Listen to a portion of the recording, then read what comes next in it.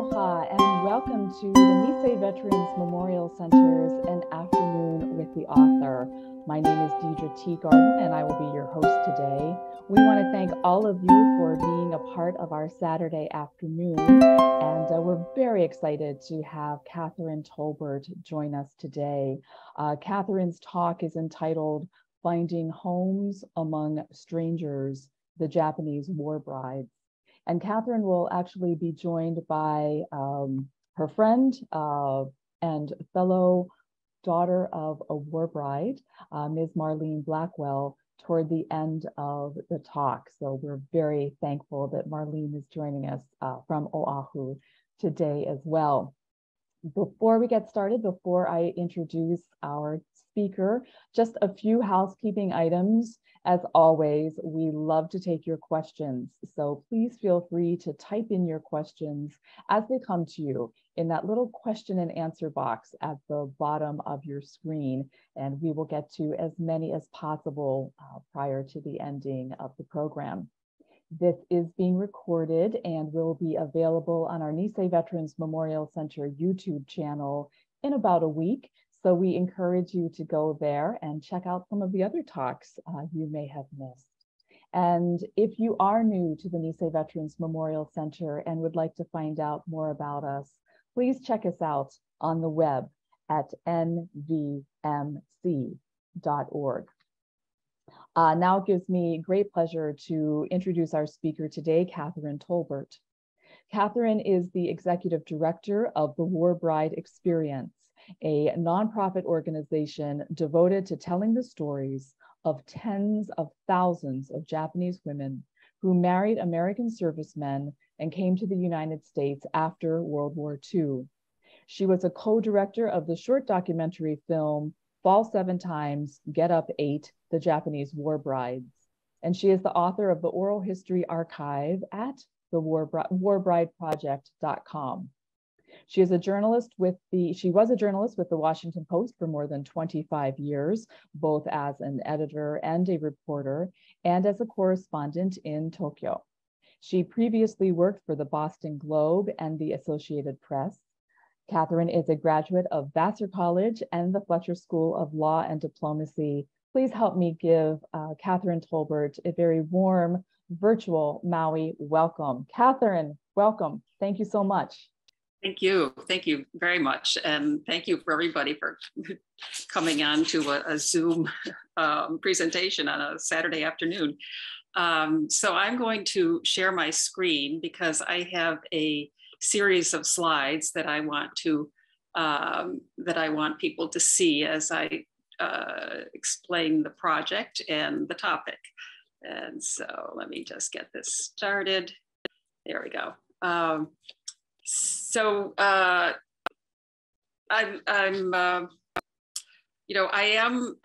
I'm a writer, the work that I'm presenting to you today is not a book. It is a collection of stories presented as short videos with narration and family photographs. And let's make sure that everybody can see my screen. These are collected on my website, warbrideproject.com, and I will play one of them for you at the end of my talk. They are part of a large multimedia effort to tell the stories of a group of immigrants, all women, who came to the United States between 1947 and the end of the 1950s.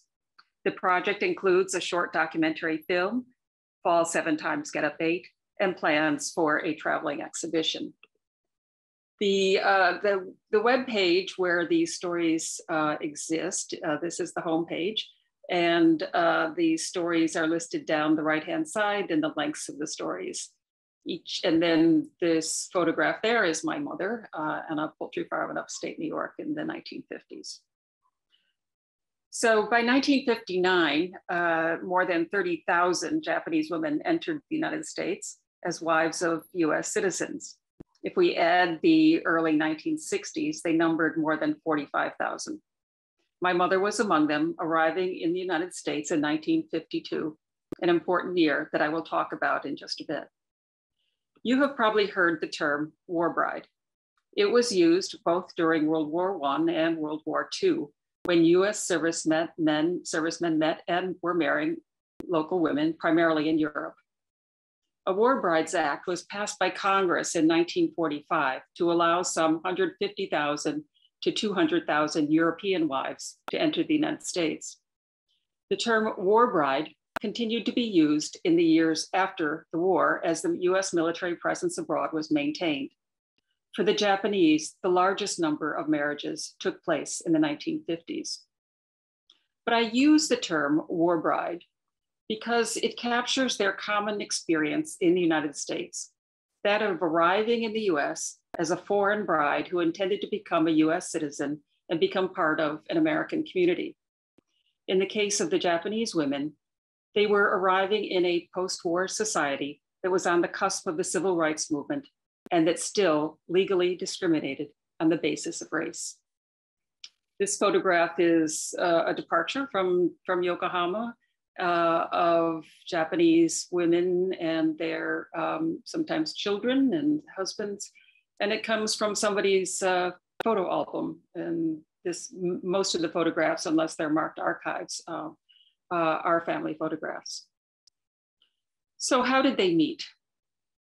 After Japan's 1945 surrender, when 500,000 US and Allied troops dispersed across every Japanese prefecture, they employed Japanese women to work for them as clerks, typists, waitresses, housekeepers, babysitters for officers' families. Other women found jobs in the businesses that catered to the occupation forces, in restaurants, bars, nightclubs, and dance halls. It was inevitable that relationships would result, and General MacArthur did not try to stop them, although there was a short-lived non-fraternization ban. Here's what General MacArthur said, quote, "They keep trying to get me to stop all this Madam Butterflying around too. I won't do it. My father told me never to give an order unless I was certain it would be carried out. I wouldn't issue a no fraternization order for all the tea in China," unquote. Many of these relationships lasted only while the serviceman was in Japan, and the problem of orphans fathered by Americans is well known. But there were also many couples who sought to marry. There were multiple problems with this, one of the big ones being that Japanese were not permitted to immigrate to the United States. They were banned since 1924, along with all other Asians. Another major obstacle was that in more than half the US states, anti-miscegenation laws were in place, outlawing interracial marriage. Young US servicemen were persistent and found ways around these obstacles. For the immigration problem, many turned to their congressmen, who sponsored private bills to allow the entry of an individual Japanese woman. This is Angelo Yamato and Kimiko Yamaguchi in Japan in the late 1940s. Angelo lived in East Boston, and his congressman was John F. Kennedy. So he asked for help, or his father asked for help, and Kennedy, as a young congressman, sponsored a bill, and many congressmen did this for their constituencies, so that Angelo could bring Kimiko Yamaguchi home to East Boston in 1950. Here's one of the letters he wrote to the family. "Dear Mr. Amato, reference is again made to your desire to bring your fiancée, Kimiko Yamaguchi, to this country from Japan. I am pleased to advise you that the bill in her behalf, HR 8558, was passed in the Senate yesterday without amendment. It will now be sent to the President for signature, and I am hopeful that it will be enacted into law in the near future. With kind regards, I am sincerely yours, John Kennedy." The family has a series of these letters and treasures them, as you can imagine. In addition, President Truman, yielding to pressure from GIs who wanted to bring home Japanese brides, signed a bill allowing the women to enter the US if all the paperwork could be completed in a 30-day window. The Associated Press reported that 831 couples succeeded in getting the paperwork done.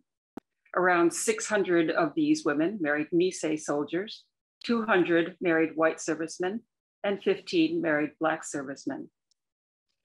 The presence of Nisei servicemen in Japan during the occupation was largely due to the military intelligence service, which recruited them either because they were bilingual, were thought to have better Japanese language skills than they did, or were sent to Fort Snelling in Minnesota for language training.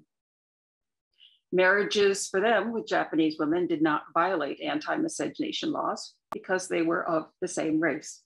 Culture was another matter entirely, but I'll return to that point when I talk about the women's lives in the United States. 1952 was a big year. That's when the McCarran-Walter Act passed, which, while containing the much criticized racial immigration quotas, gave Asians the right to apply to become US citizens. And as a result, it made it possible for Japanese to get visas to enter the United States for the first time since 1924. So you can see, if you look at these numbers in 1952, after the previous year, only 125 Japanese women entered as wives of Americans. In 1952, 4,220. And that was the year also that my mother came. So she's one of that number.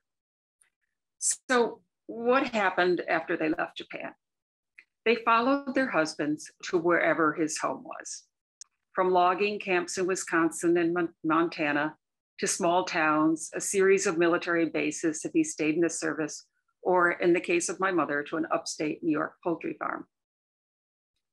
People often ask how the marriages turn out. This photo is in a farm in Kansas, and you can see the Japanese bride to the far left. So people often ask if these marriages were successful. The few studies I've seen and my own anecdotal evidence is that they were in line with the marriages in the general population. The divorce rate may even have been less than the national average because the women understood that they had made a no going back decision. They married over the objections of their families. And once they had children, they knew that half Japanese children would have a hard time in Japanese society. Of course, it wasn't all that easy in the US either. So the women stayed in the US and often stayed in rocky marriages. Several men have said to me, an American woman would have left me. I've thought about the factors that helped the Japanese war brides make a life in the US. First of all, it really was a roll of the dice. The American man in his crisp uniform, with his ladies' first manner and money to spend, was easy to like. But as many a Japanese family pointed out, you don't really know anything about his background. Religion turned out to be something that helped the women, whether Christianity or Buddhism. More than one Japanese woman has described how much the church community meant to her, how the people sustained her. Remember, they did not know anyone in this country when they came and did not settle near the established Japanese American communities. Secondly, a good relationship with her new in-laws made a huge difference. After all, she had no friends or other relatives this side of the Pacific. And this is Fumiko Langley, and she's with her in-laws in Maine in this photograph. On that point, the relationship with in-laws, Hawaii is interesting. I wanted to know more about what the experience was like for Japanese women who married Nisei soldiers. And a study was done in Hawaii by Yukiko Kimura in the 1950s, which was published in the American Journal of Sociology in an article titled War Brides in Hawaii and Their In-Laws. What she found was that the Japanese brides with Japanese in-laws had a much lower percentage of good relationships with their in-laws, as did other groups of brides. Scholars have pointed out that Japanese war brides grew up in a more modern and westernized Japan than their in-laws had. The time that had elapsed between these two waves of immigration also made for greater differences between Japanese in-laws and Japanese war brides. The in-laws had expectations that the war brides did not share. The two groups did not necessarily share a cultural background. And I'm hoping that in this audience that some of your families have some insight into this question that I'm interested in. Because of Hawaii's large Japanese American population, I'd also like to mention the relationship between the first and second generation of Japanese Americans and the newly arrived war brides. I've been told that the Japanese Americans did not like the war brides. One Japanese American woman came up to me at a convention where I was a speaker representing our multimedia project and handed me a check saying, "My mother treated the war brides so badly, so I want to contribute to your project." What are the reasons for this? First of all, there was not a lot of contact between the war brides because the war brides went to scattered communities throughout the country. From the interviews I've done, I would say that most war brides did not know any Japanese Americans and did not know their history. They came to the US with the idea of assimilating. They valued their Japanese culture, but did not teach Japanese to their children, for example. The two groups, the Japanese Americans and the war brides, had little basis to understand each other. The Japanese Americans had gone through the trauma of the incarceration camps. The young Japanese wives lived through wartime Japan and had their own nightmares. Also, many war brides came from big urban areas like Tokyo, Yokohama, and Osaka, while earlier waves of Japanese immigrants were from rural prefectures. And certainly the stigmatization of the war brides as gold diggers or even prostitutes didn't help. The Japanese media had vilified them for consorting with the former enemy. So while war bride in the US and European context is a neutral term, in Japan, it is tainted. But the bigger point about the relationship between the war brides and the Japanese Americans is that the war brides, because they settled all over the country, were not identifiable as a group. Individual women have described incidents where they were treated rudely by a shopkeeper or a business person, and they attributed it to a relative or family member who had died fighting the Japanese. But overall, they were quietly absorbed into their communities. Those who did have contact with the Japanese American population usually did not have a close relationship with the community, according to the scholar Angela Tudico. She wrote that some of the women had female friends who were Japanese American or knew Japanese American couples, especially once they lived in Hawaii. But these relationships were strictly individual. They did not seem to bind the war brides to existing communities in any way. I was struck by what Tsuchino Forrester, who lives outside Seattle, said when interviewed by the Digital Archive Densho. After she came to the US for the first year, she didn't meet a single Japanese American. When they moved to Alaska, she met one or two. And it wasn't until they moved to Seattle in 1973 that she became aware of the Japanese American community. But she said because she was married to a non-Japanese American, she had the option to be distant. She didn't have to work with the community. Here's what else she said, quote, "When I think about it, people in our generation made a decision to get married and went through hardships before coming over. We were probably hard-headed for self-protection. That was partially our fault. I think we appeared too strong-willed. We came in carefree and we are married to a foreigner, non-Japanese Americans. We didn't have to live by the rules of the community. I think we appeared to be arrogant. That led to misunderstandings. On the other hand, we had to find our way into American society by ourselves because we are married to a foreigner." It's funny, she says foreigner, and she's the foreigner and she married an American. Anyway, she said, "We lived in a totally different environment from the Japanese society.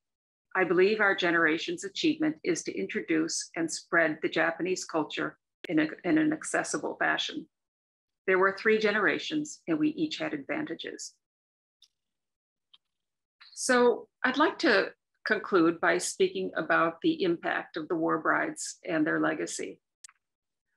What I believe is that these 45,000 or so women scattered around the country had an outsized impact on their communities, where they were often the first and only Japanese around. In America at that time, the Japanese post-war brides and their families represented racial integration and cultural pluralism. Here's a photo that I like. It shows 2 women demonstrating their kimonos at a home demonstration club gathering in Montana in the early 1960s. Those 2 women settled in the Kalispell area of Montana that's northwest above Lake Flathead. And they became well known in their communities. And their children are there today and have described their lives. So these women were, this is another of the women who lived, was friends. She was friends with the other two that you just saw, and also lived in Kalispell, Montana. So these women were featured in local newspapers. They introduced soy sauce in cooking. They found jobs in their communities as seamstresses, waitresses, factory workers. Tsuchino Forrester's husband, Mike, feels strongly that in the 1950s, these women showed the average American that what they know about Japan was not true. Ordinary people saw them and their children as hardworking, family-oriented people, not much different than they were. Their children studied hard in school and their families moved up the socioeconomic ladder. In Mike's words, quote, "Before you knew it, people were eating sushi and enjoying Japanese cooking. I remember one of my younger brothers after they met Tsuchino saying, 'Japan must be cool.'" Some of these women were publicly recognized. Kazuko Umezu Stout, who formed the Nikkei International Marriage Society, received an invitation to a tea ceremony for an association of Japanese living abroad, where Empress Michiko said to her, "It must have been so hard for you all in a country where you don't know the language or the customs. Tell everyone that we're proud of you." Yoko Breckenridge of Minneapolis, Minnesota, was awarded the Mundale Award for Japan-Minnesota Partnership in 2016, named after Joan and Walter Mundale. But most were not widely recognized and lived quiet lives as citizens, wives, and mothers. In this role, as the face of Japan in the decades after World War II, they made a difference in how Japan is perceived in the far corners of the United States. Thank you for listening. And now I'd like to play a 5.5-minute video about a woman who lived in Hawaii. And it is told by her daughter, Marlene Blackwell, who is here today and will join me in answering questions. Sally Sachko Blackwell had had enough. Nearly 20 years of following her Army husband from base to base with their 2 children, and now she and the kids were headed from a posting in Okinawa to Fort Leonard Wood, Missouri. But at a plane layover in Hawaii, she was drawing the line. Here's what her daughter Marlene remembers. So we got on the airplane in Okinawa, in Naha, and we had a stop here in Hawaii before we were supposed to go on to the West Coast and then to Fort Leonard Wood. And we got off the plane in Hawaii to transfer. And then my mother said, "We're not getting back on." And I was, what? Incredulous. What do you mean? She said, we're not going to Fort Leonard Wood. We're stopping right here, and this is where we're going to live. We're not following your dad. It was pretty shocking. Sachko, or Sally as she was called, had decided that she could not face another stretch in a mainland military facility. The family had previously been posted in Hawaii in the 1960s, and she loved the way Japanese culture and Japanese Americans were an unremarkable part of ordinary life. There were Japanese friends, Japanese culture, Japanese newspaper, TV, food, jobs for Japanese women, and this was the place for her. And she always said she couldn't really move back to Japan. She was now a U.S. citizen, but then she didn't want to live on what we call the mainland. Hawaii was just perfect, and I think it was, and it is for a lot of Japanese war brides. That's why there's so many here. Sachko Taguchi's family was prosperous when they lived in Korea under Japanese occupation. But post-war Japan found them staying with relatives struggling to support themselves. Sachko found a job at a U.S. officers club in Fukuoka, Japan, and she later joked that she married the only non-officer there, George Blackwell, a mess hall sergeant. He brought her to Lancaster, South Carolina in 1952. When they got there, it was just a shack with dirt floors.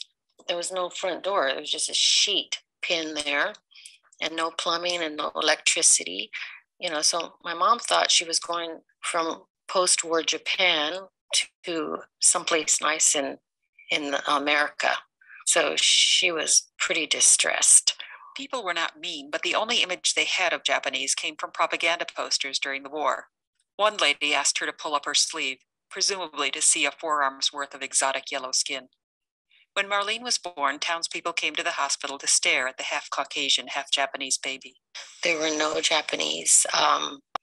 She heard after she had been there about 2 years that some other Japanese lady moved to town. She kept hearing about it from my dad, that there was another Japanese, but he was never really sympathetic to the fact that she was lonely. You know, he would just say, "Oh, some other Japanese ladies here," and but she couldn't drive, and she didn't know who this person was, but she was super lonely.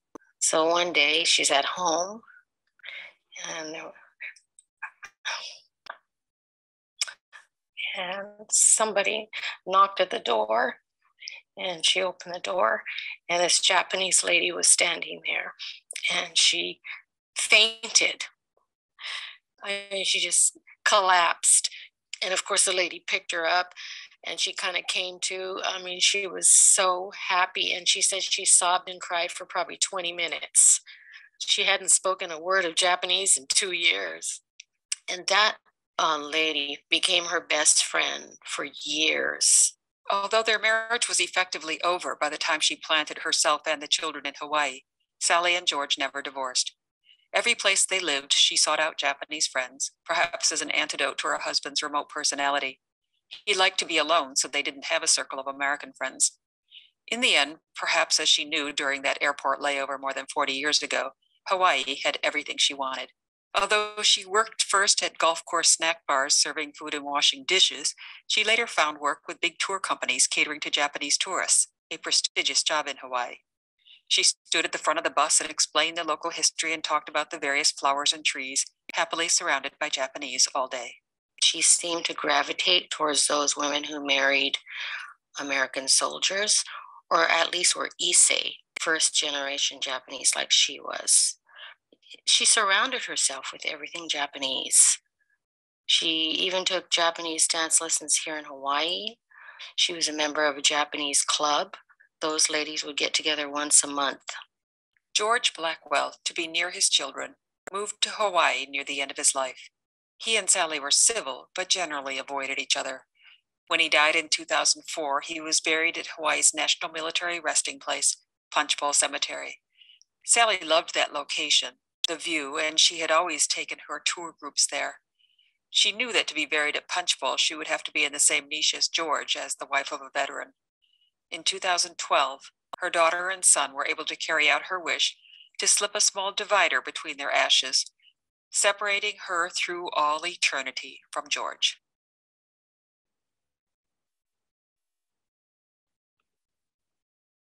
Thank you for listening, and I think I'm going to stop my screen share if I can figure out how to do that, and turn it back to you. Kathryn, thank you so much. I mean, we've done a couple of practice sessions, and I can't help but get emotional every time I watch you talk. And my goodness, all of these women, and Marlene's mother, so gutsy, such ambassadors, such trailblazers, and what a wonderful project that you're doing to ensure that their legacy lives on. I'd like to bring Marlene onto the call. Hi, Marlene. Hi. Thank you so much for sharing your family's story, and how does it make you feel to see it back again? Yeah, I got emotional. Every time I see it, I try not to watch it too often because I do get emotional.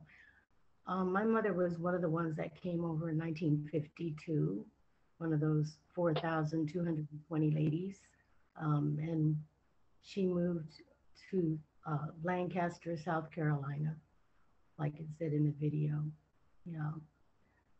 So I live now in Mililani-Mauka on Oahu. My mother passed away in 2012, but she also lived in Mililani. Yeah, she loved it here. Did she? Obviously, you can just tell.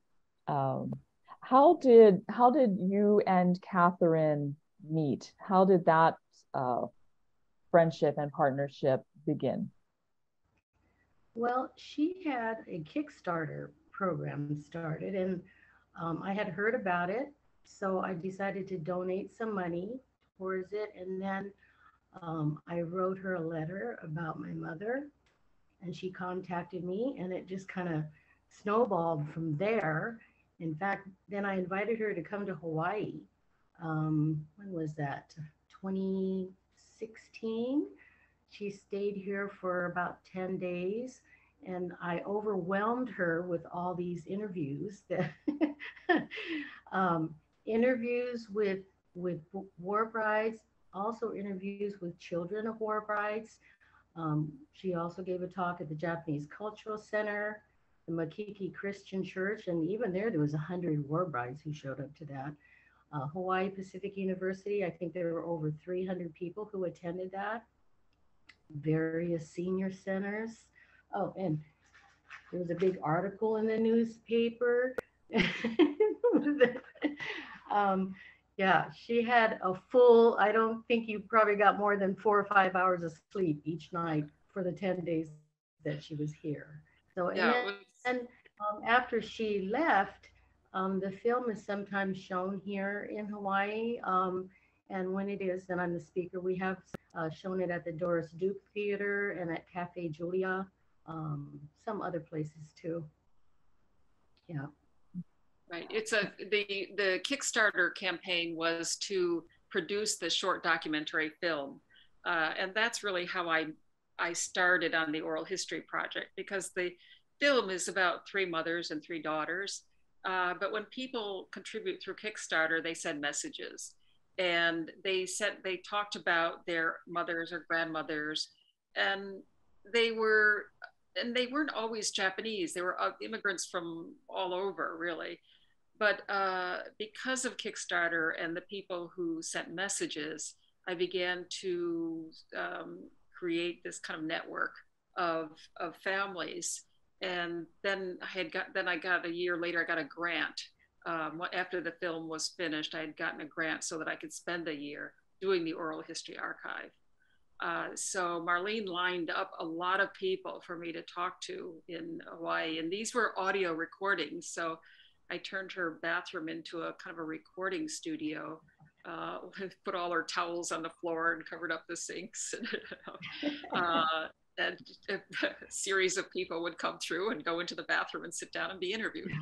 Uh, but it was really special. And Hawaii's, a special place, and I don't completely understand it. And so there's just so much going on there, and that's why I raised a couple of questions and about kind of relationships in Hawaii between Japanese, maybe this kind of Shin Issei generation and in-laws who might have been from the previous, the much earlier wave of immigrants. So that question, and also the relationship between the two groups, is fascinating to me. You had mentioned that you were kind of nervous to do the interviews with the Hawaii women, and why was that? And is there definitely a difference between the Hawaii war brides and the mainland war brides that you found? So the women that I I could understand sort of the experience of somebody like Marlene's mother, because she had that experience in the mainland and of being isolated. And that is one of the main threads that I've followed, is what happens when a woman comes into a country and a community without a support network. Hawaii has provided a kind of a support network.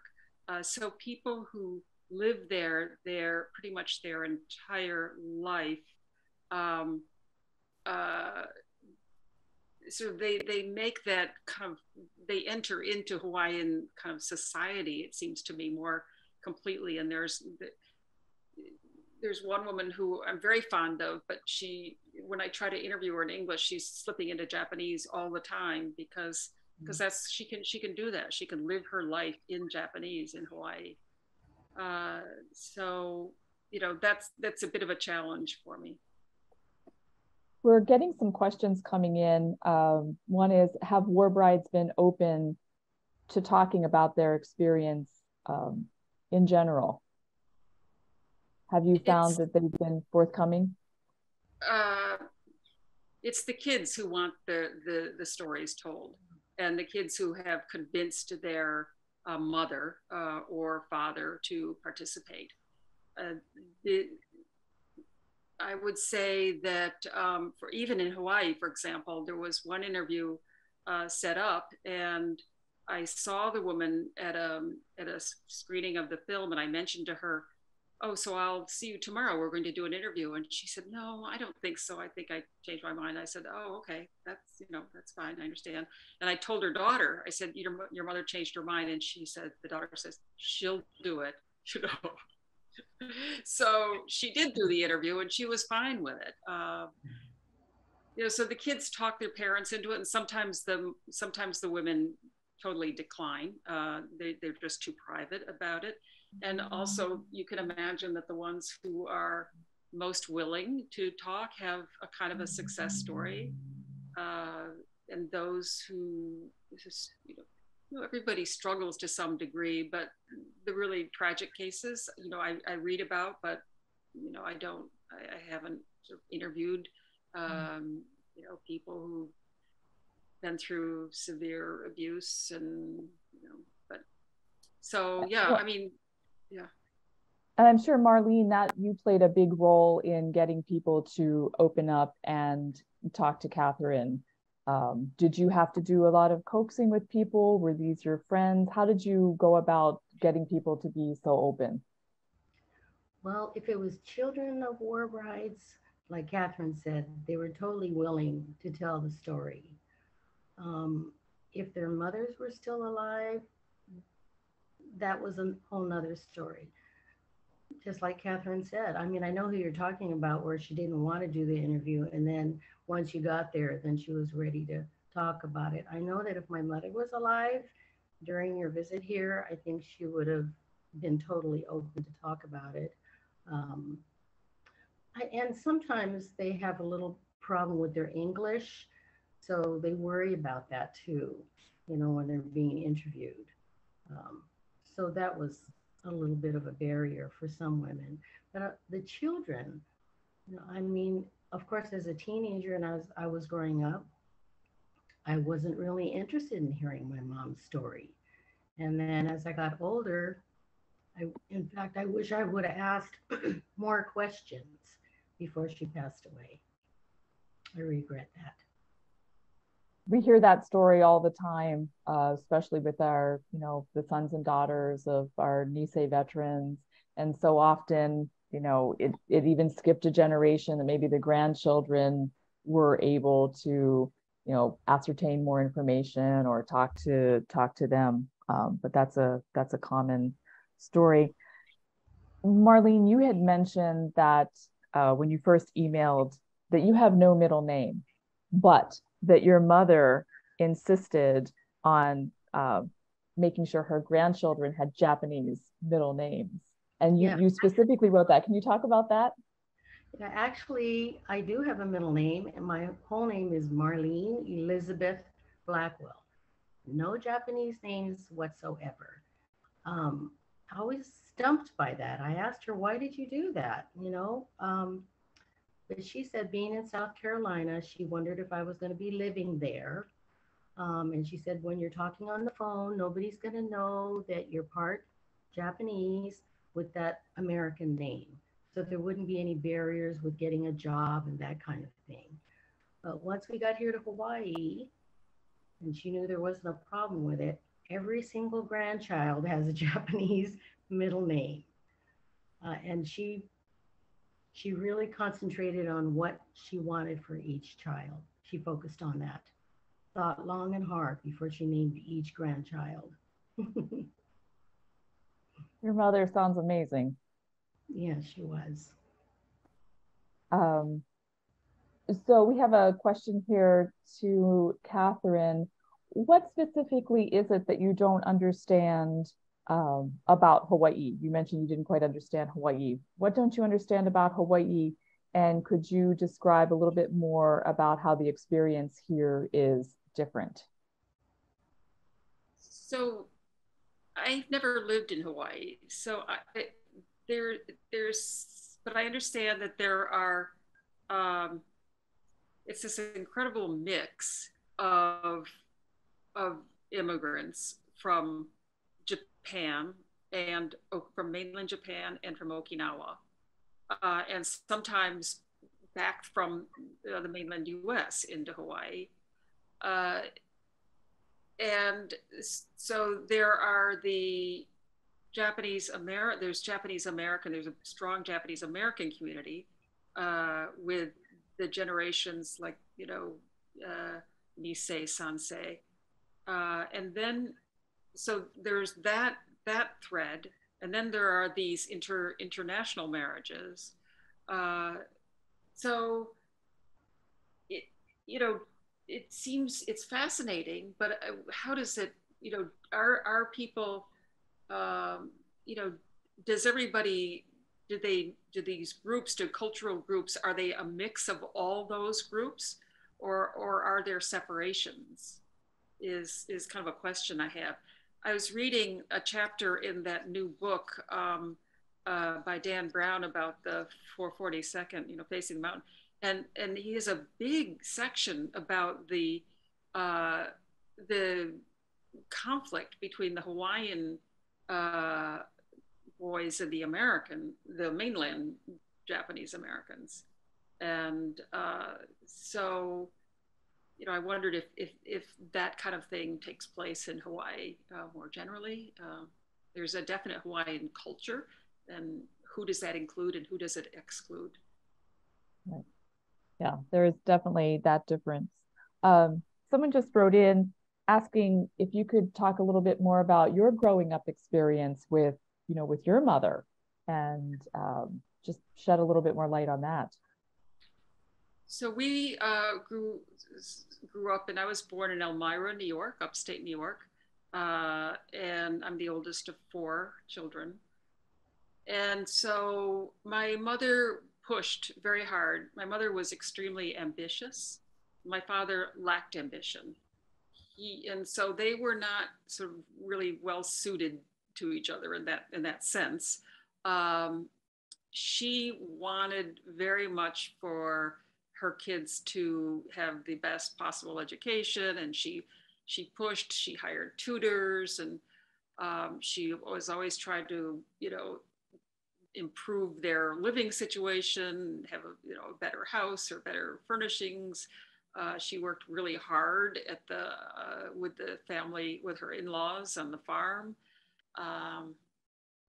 So my father really only wanted a roof over his head. So that was, so we were pushed by our mother and basically responded to that. Everybody, got a college education and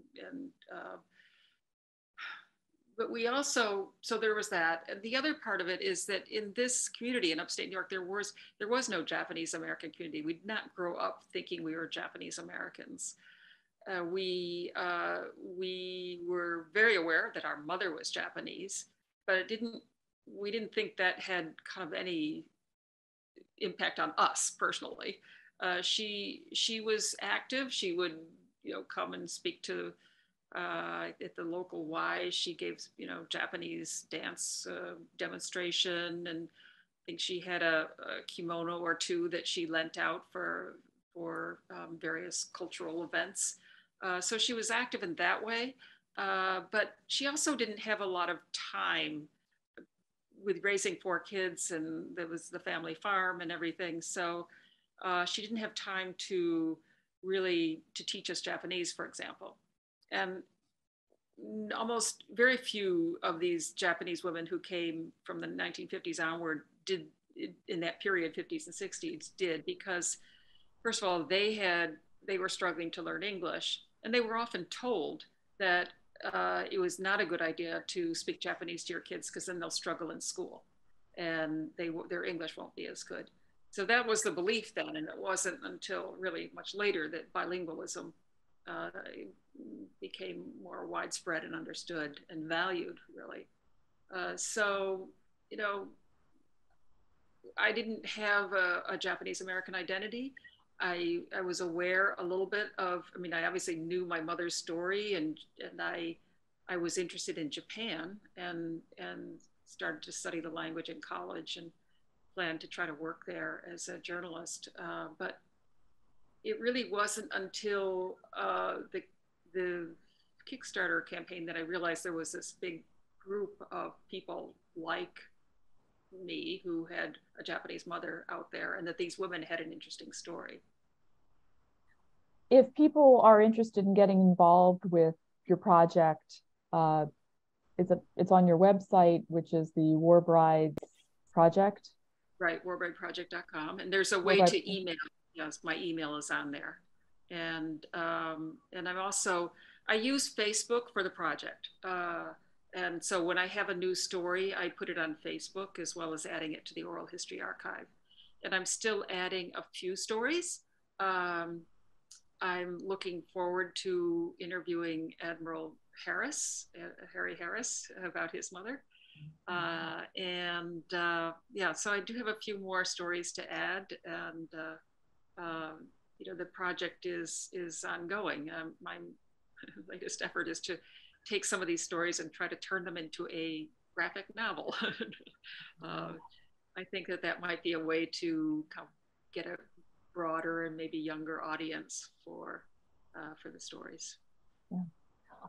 Marlene, how has being involved with all of this affected you? Are you still very involved with trying to find individuals? Are you sharing the story with others? I do pass along Kathryn Tolbert's the War Bride Project site to anybody that I meet that's interested. She has inspired me to try to write something. Initially, I had this big plan of what I was going to write, but I'm not a writer. And so now I've decided to do something more like a memoir of my mother, because she had so many different stories, being in Korea when it was occupied by the Japanese, then going to Japan, then going to Lancaster, South Carolina, and then all the travels in between, because my dad was in the military. So I've been inspired to try to get back into it. I promise, Kathryn, I will do it. Well, when you both write your memoir and the paperback, we want to invite you over to Maui so we can do an in-person event and help sell your book and do a book signing. I think that, you know, you're both of you are just so incredibly interesting, and your stories are inspiring, as well as your mother's stories are inspiring. And you know, what is it a big responsibility on you to share the legacy of your mother's? Marlene, and a responsibility can be a good thing too, but I mean, do you feel compelled to really share her legacy? I do, and I have a group of friends. We get together quite often and talk about this. And we've kind of put it out there in the community also. I'd like to do more here in Hawaii about that. Of course, like you said, Kathryn, there's a lot of different Japanese Americans, those that were born Issei, Nisei, Sansei, all across the board. So I'd like to do more community events. So that would be great. Yeah. And what about you, Kathryn? I know you mentioned what's next, the more graphic book. Are you working on that now? I am learning about the graphic novel genre and talking to artists and working up a proposal. I think that, what drives me is the fact that these are women who were, they're sort of ordinary women in a way who did this. We often talk about, what kind of a person takes that chance, and so there's a degree to which these were sort of risk takers and sort of determined to make it somehow and to survive. Those are some of the qualities that I think the Issei women shared, who took a chance to come here, and I guess in their case, sometimes not knowing the man they were going to marry. And one could say that the Japanese war brides didn't really know the man they were marrying either, although they had they spent obviously a lot of time together in Japan. So it's the idea of these women as immigrants, and kind of what that it's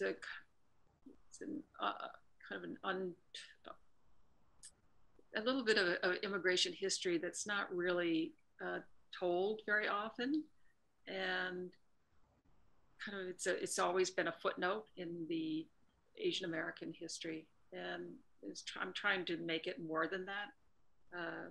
We've just finished working with the Stanford program on international and cross-cultural education to produce a curriculum unit around the oral history stories and a teacher's guide for the short documentary film. And those are free downloadable materials from the Stanford, from the SPICE website.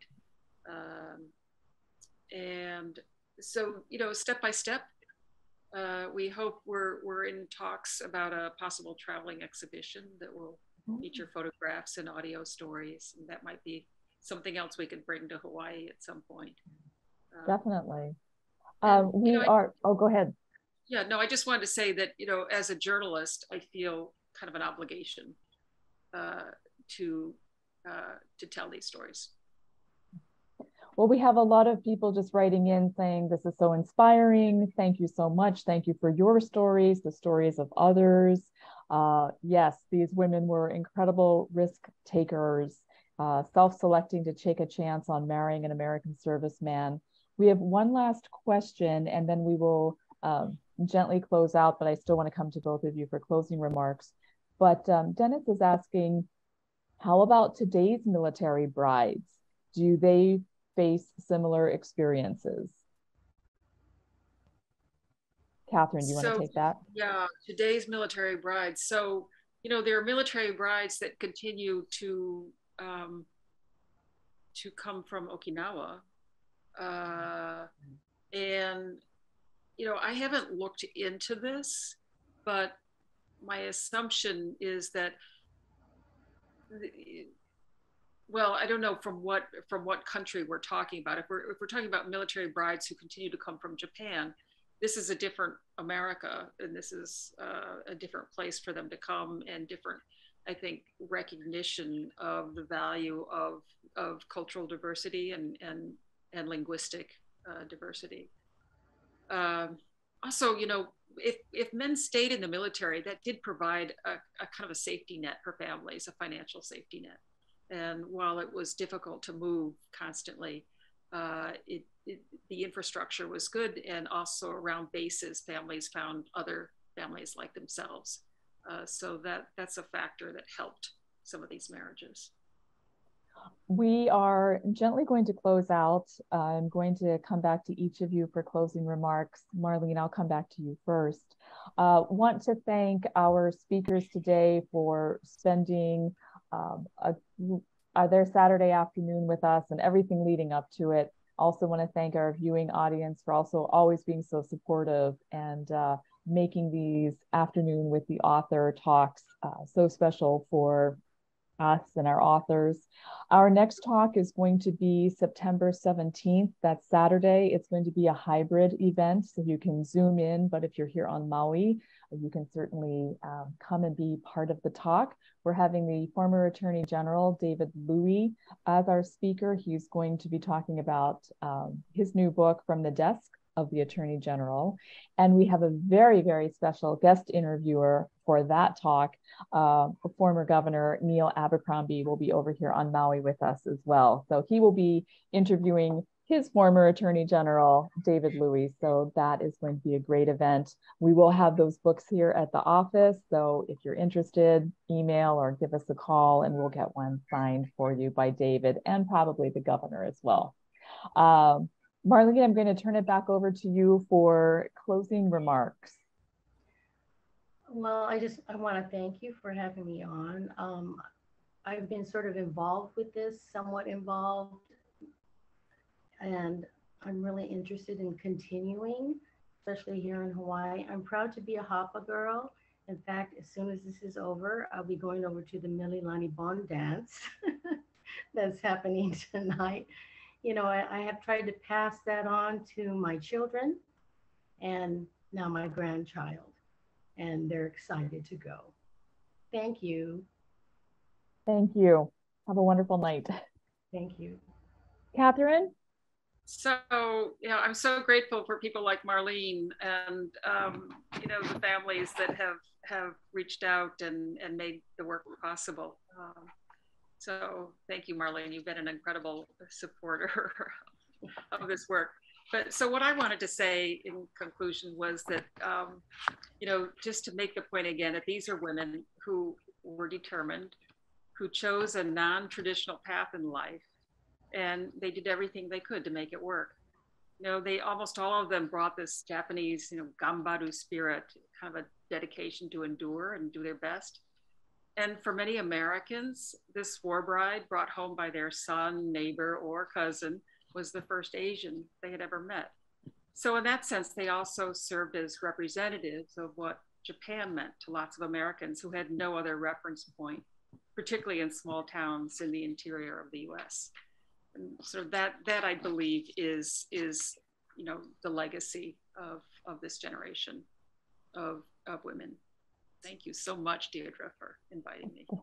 Thank you. Thank you both so much. And definitely what a legacy these women left.